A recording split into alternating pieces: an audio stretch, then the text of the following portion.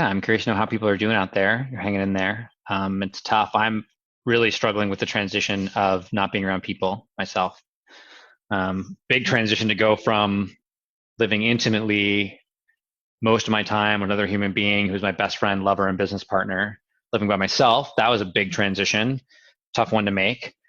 Going from that place to now living by myself and not, I haven't been in 6 foot of another person I know intimately or as a friend in over a week, and it's a big transition. So a lot coming up for me. So maybe a lot coming up for you. So hope you're getting supported. Here's the piece for today. It's called "What I Thought Courage Looked Like." A friend recently told me I was practicing courage, which surprised me because I thought I was practicing fear, crying, grief, loss, and helplessness. But the more I reflect on it, the more I realize that my idea of courage and the way courage actually manifests is very different. So I invite you to look at your relationship with courage right now and how you might create courage in a way that will have you live, lead, and love better. What I thought courage looked like. I thought courage looked strong, doing your work, getting your shit together. I thought it looked like calm, unwavering leadership. I thought it looked like direction and purpose and making the best of a bad situation. I thought courage looked like becoming what others needed me to be. I thought it looked like putting my own needs aside. I thought it looked like not needing any help.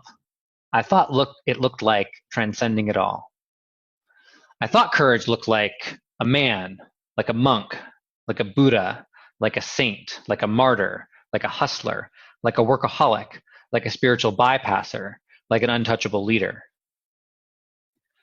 I thought courage looked like being better and smarter and more right and more practiced and more powerful and more worked out and more six-pack abbed and more morning routines and more bulletproof coffee and more systematized and more scaled and more. But I was wrong. Courage looks like it not being okay and being okay with that. Courage looks like a scared leader crying on the phone as they get support. Courage looks like being different and trying not to apologize so much for that.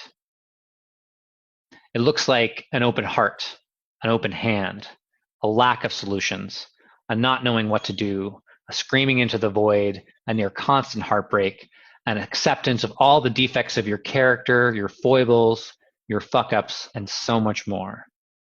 And not an acceptance that looks like you've worked it all out, but an acceptance that is almost always in process, that looks a bit messy, that's trying to accept and a lot of the time not accepting. Courage looks trustable, not because it's perfect, but because it isn't, and it knows it. It's fully aware of it.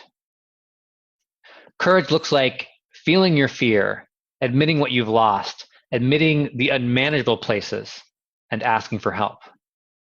Courage looks like sitting on your couch and eating chips.